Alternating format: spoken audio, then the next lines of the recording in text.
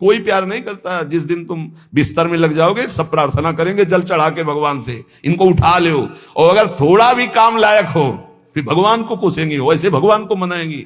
मृत्यु भी बहुत जरूरी है, सच्ची मानना। तुमसे हृदय से बात कहते हैं, मृत्यु बहुत जरूरी है।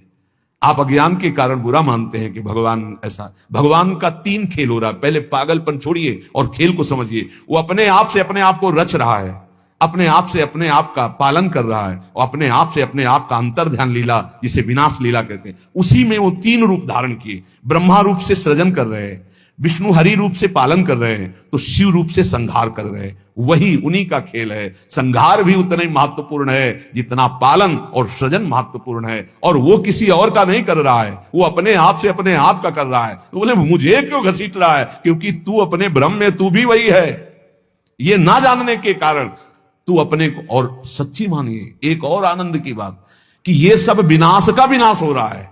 जिसका सृजन हो रहा है उसी का पालन हो रहा है, उसी का विनाश हो रहा है। तेरा ना सृजन हुआ है, तू ब्रह्मा का बनाया हुआ नहीं है।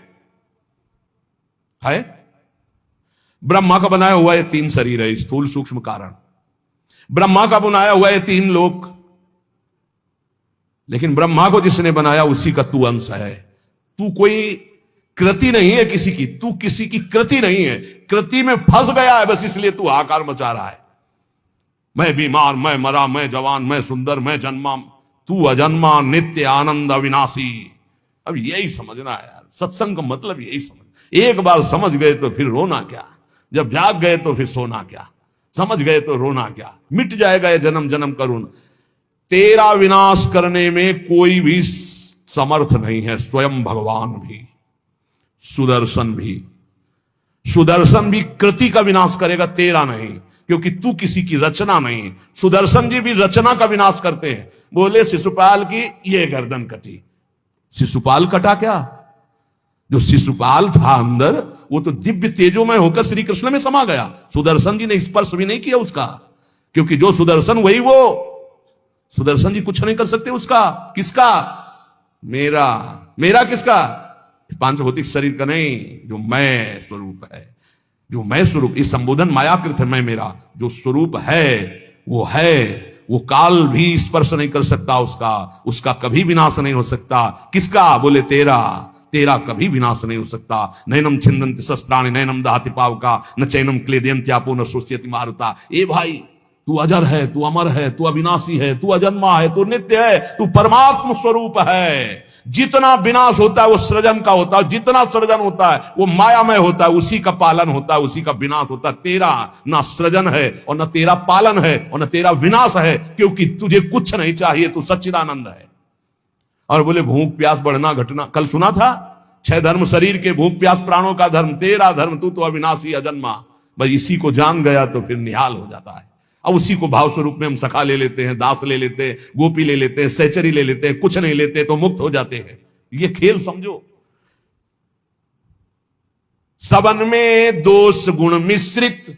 अब देखो, कई बार चर्चा की, बहुत ये सत्संग है एकदम नीरछीर का। बिना सोने में मिलावट किए गहना नहीं बन सकता। शुद्ध स्वर्ण का आकार नहीं दिया जा सकता।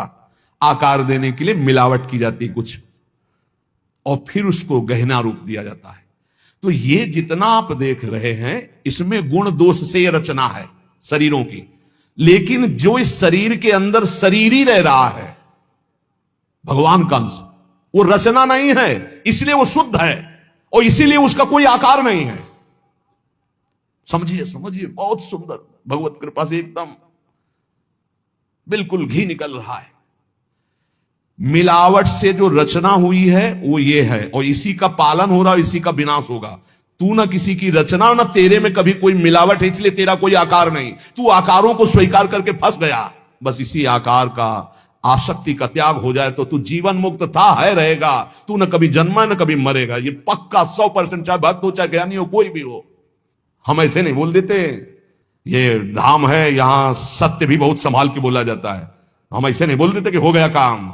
हमको जब वहां से फोन आता है काम हो गया तब बात करते। बोले हमको भी बात करवाओ कि हमारा काम हो गया कि नहीं। वो फोन उनका आता है जिनका कोई फोन नंबर नहीं होता। तुम्हारा कोई फोन नंबर नहीं है, होना चाहिए। तुम्हारा कोई नहीं होना चाहिए, शरीर भी तुम्हारा नहीं होना चाहिए, तुम भी नहीं होने चाहिए, केवल श्यामा जी। तब बात होगी। है अगर ऐसा है तो बात हो जाएगी, और अगर ऐसा नहीं है तो श्यामा जी के बनो, बात हो जाएगी। एक होता है थोड़ा बाजुओं में दम है तो थोड़ा तैर के दिखाओ, बोले नहीं मुझे तैरना नहीं, नहीं तैरना पड़ेगा तुम्हें क्योंकि तुम्हारे बाजू है, तुम सीखो तैरना। और एक है कि बाजू नहीं है तो बोले आओ हम तुम्हें गोद ले चलेंगे, तुम्हें तैरने की जरूरत ही नहीं है। हुई ना कृपा। जो जन्म जन्मांतरों में साधना से नहीं प्राप्त हो सकता उसकी गारंटी आचार्य प्रताप और इष्ट प्रताप है। जा मेरी महारानी जी के पास जाना, आज जा चाहे कल जा, जा श्री जी के पास जा, निरंतर उनकी सेवा सुख में निमग्न रहे। बहुत कृपा। ये हम खोल के ना बताए ना आपको तो आपको लगेगा क्या कृपा है, बड़ा कष्ट पा रहा है। कोई कष्ट नहीं।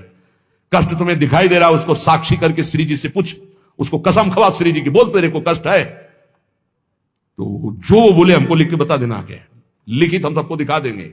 हम अभी यहीं से सोच के कह रहे पाई भर उसको फर्क नहीं, उससे बात करके देख लेना आप। क्यों? क्योंकि अब वो अपने आप में नहीं है, अब वो गुरु प्रताप में जी रहा है, वो इष्ट प्रताप में जी रहा है। तो सच्ची कहते हरि की इच्छा जो करिए, करें सो हरि ही धरिए। हम खोल खोल के इसलिए सब बातें बता रहे कि आपको विश्वास हो जाए। जिस समय हमें विशेष कष्ट होता है उस समय हमारी प्यारी जू का इतना दुलार होता है कि अगर हम उस समय नाचने लगे तो थोड़ा पड़ेगा। इतना सुख होता है जब बाहरी दुख हो रहा है, भारी कष्ट की स्थिति हो रही, तो अंदर से श्यामा जू का ऐसा सुख का रेला आता है, नाचने का मन होता है, अंदर से मन नाचता है आनंद में। तो मन ही को तो दुख हो रहा था, तन तो जड़ वस्तु है, यहां शून्य कर दो काट दो कोई फर्क नहीं पड़ेगा। यहां से मन की त्वगेंद्री से संबंध खत्म हो गया, उसे शून्य देश कहते हैं।